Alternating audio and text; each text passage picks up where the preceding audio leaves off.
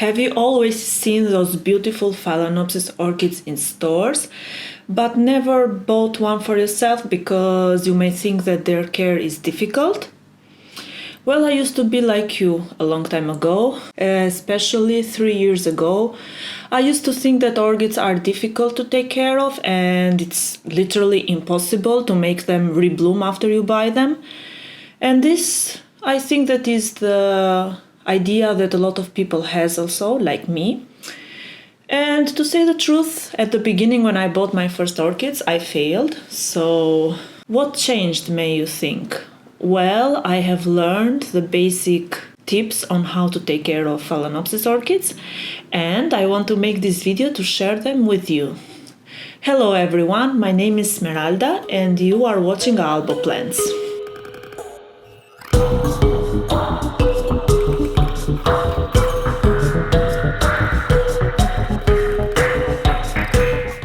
So, in order to grow any plant successfully, first we need to know the conditions in which they grow in their natural habitat. And for Phalaenopsis orchids is the same thing. So Phalaenopsis is a genus of orchids which consist in 45 different species, which most of them are epiphytic, and they are native to India, southern China and southeast of Asia. So what do we know about epiphytic plants? Epiphytic plants grow attached to trees and not in the ground, so they don't grow in normal soil. They like to grow in chunky mixes like bark chips or sphagnum moss, and I know that there are also people that grow them in leca or even directly in water. But what I would suggest you, and which is the basic way that a lot of people grow them, is with bark chips. So, bark chips is a substrate that gives the roots of the Phalaenopsis orchids a lot of aeration, which they really like. They like to have a lot of oxygen on the roots. Also, they keep enough moisture for them to drink water and also not get soggy wet and keep the moisture for a long period of time. One of the main killers of orchids in our home is root rot, or even stem rot, or as they call it in specifically Phalaenopsis orchids, crown rot. So how do we avoid this? First of all, we already talked about the kind of mix that they like to grow in. Another thing that is very common in growing orchids is keeping them in transparent pots. So these transparent pots really help us to keep an eye all the time on the roots of the orchids, on their health, and also on the moisture level on the substrate. In order to water properly your orchids, you need to check out the moisture level inside the pot. When the bark chips look very dark and you can see a lot of water condensation on the side of the pot, and also the roots are green, then you don't need to water your orchids. When you see that the orchid roots are silver and the substrate is light in color and light in weight, then you can give a drink to your orchid. This is the basic rule of watering orchids, and I cannot give you an exact time like once a week or once in 10 days, because the watering schedule actually changes all the time, depending on your conditions in your home and also depending on the change of the seasons, or if it's raining or if it's too hot. Then you need to adapt the way you water your orchids depending on these things. After you have learned on how to water your orchids depending on the moisture level on the pot, or even looking at how the roots color is, another thing very important is when you water to be careful to not leave puddles of water on the crown of the orchid. The crown of the orchid is this center part in here and all the stem that you see in this specific area. Usually orchids in nature don't grow like the way we keep them in our pots. They grow hanging from trees, and the way that they point the leaves is downwards. In this way, even if it rains, the water cannot deposit on the crown, but it drains through the whole orchid. When we keep them in pots, we usually grow them upwards. This can be problematic because water can get into the center of the crown when we water it. So we need to be careful, even if we accidentally splash a little bit of water in there, to use a napkin or something to dry out that place. I also like to use this trick where I blow very hard on the center of the crown and the water tends to go away, you know. Another thing that is very important for Phalaenopsis orchids is fertilizer. Orchids are plants that need a lot of food in order to grow new foliage, grow healthy roots, and also produce flowers. So, contrary on the belief that orchids need food only when they are flowering, actually they need even more food when they finished flowering and they are developing the new leaves and new roots. Why is this the case? It is like that because in order to have beautiful flowers, you need to have a very healthy orchid plant. In order to have a healthy orchid plant, you need to have beautiful new foliages and also beautiful roots who can sustain bigger, healthier flower spikes. I will suggest not using universal fertilizer for different kinds of plants. In the market there are a lot of different orchid fertilizers and they are not expensive. So I suggest you strongly to use only orchid fertilizer.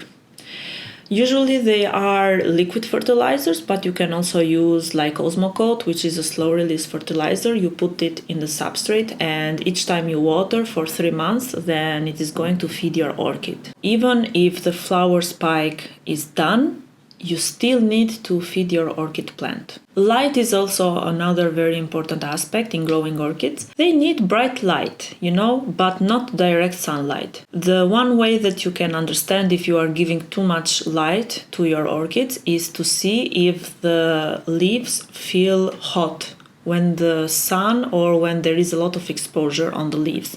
If they feel hot to the touch, then they can burn, and you don't want that because it is not healthy for the orchid, but also it doesn't look so pretty. Like most aroids or indoor plants, they like bright light but not direct sunlight. Okay, so now let's talk about the one thing that draws everyone into Phalaenopsis orchids, the flowers. Orchids in their natural habitat grow under temperatures between 18 and 27 degrees Celsius during the day, and during the night the temperatures can go up to 15 and 21 degrees Celsius. So, as you can see, there is a drop in temperature during the night. Orchids grow actually in mountains, and that's why they really like to have a cooler period of time during the night. And actually, this difference of temperatures activates the growth of new flower spikes. So naturally in our home, the orchids are going to start producing the flower spikes during October or November month. And they take up to 3 months to fully develop that flower spike into buds and then to open them and to become this beautiful flower arrangement that we like. So yeah, usually orchids are flowering on spring, but you can buy in stores orchids all year round flowered. And why is it possible? It is possible because growers actually have the space to create the right conditions to make these temperatures so that they can influence the orchids to grow whenever they want. So usually the scenario that we are encountered in our everyday life is that we buy orchids already in bloom. What do we do after that? So, as you can see in here, these orchids are in full bloom now. They have opened all the buds that they had on the spikes. When you see that the flowers are dropping, like this one, then what you can do is cut the stem till the base, or you can cut it directly one node under the branch that has flowered. In this case, it will be here. Why do we do that? If the stem is still green on the flower spike, then there is a big potential that it is going to give you another branching of flowers. Or in another scenario, which is also very exciting, it can produce baby orchids. So let me show you some examples in my orchids that I have in my collection. So here is this Phalaenopsis orchid that I have, and as you can see, it doesn't have flowers because I cut them. And if you observe in this part of the spike, here it is pushing out new branches. And also in here, it's the same thing here. So this is a case when after I cut the flower spike, it is branching out into new flower buds. Another scenario is observed in this other Phalaenopsis orchid. You can see the existing flower spike is cut in here, and it is producing in here a new flower spike. But at the same time, you can see here it has produced a flower spike from the base of the orchid. So yeah, it can happen either way. You can have one, you can have the other, or you can have both of them happen at the same time. Here is also a very interesting one, because in here it's the old flower spike, and as you can see it is branching out into new shoot. But in this other older flower spike, it is giving me a small keiki. Keiki is the name that they usually call baby orchids, and they can show themselves into old flower spikes, or they can even come out from the base of the orchids.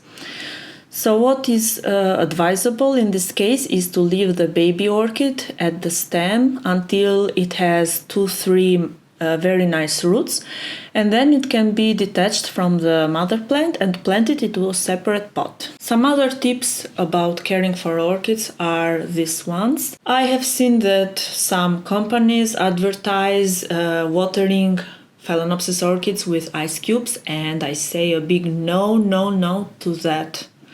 I mean, Phalaenopsis orchids are tropical plant. They are used to grow in warm temperatures and high humidity. So think about it. If you give it ice cubes, then the water is super cold. They are not going to like it. What is advisable is to always have the water in room temperature while you water your orchids. Never be any colder than that, or even hotter than that. Of course, as every other plant, it makes the photosynthesis through the leaves, so it is always good to keep the leaves free of dust, and you can wipe only the upper surface of the orchid leaves, and it's not advisable to wipe the under part of the leaves. So, from a plant that I was really afraid to take care of into one of the plants that I think is the most easiest one. These are the things that I do to my orchids, and they are thriving. So if you were afraid to buy some Phalaenopsis orchids, or if you had some questions in your mind if you are able to take care of them or not, I hope that this video helped you to take the courage and try and grow these beauties, because I think you are going to enjoy it very much. If you have any other questions, or if you want me to make another video, then please leave a comment down below with the questions that you want to ask me, and maybe I can do a future video, because I do really like taking suggestions from you guys, and also this video was suggested by some of you, because I really like to share my collection, and as I said in one of my videos, I have been growing my orchid collection for quite some time now, and yeah, I do have a lot of them. So thank you very much for watching. Don't forget to check out my Instagram profile, Albo__plants. I also like to share videos with tips in there. So if you are curious to know even more, you can check it out. And also don't forget to always like, share or subscribe to my channel for future videos, and I will see you on the next one. Pacim!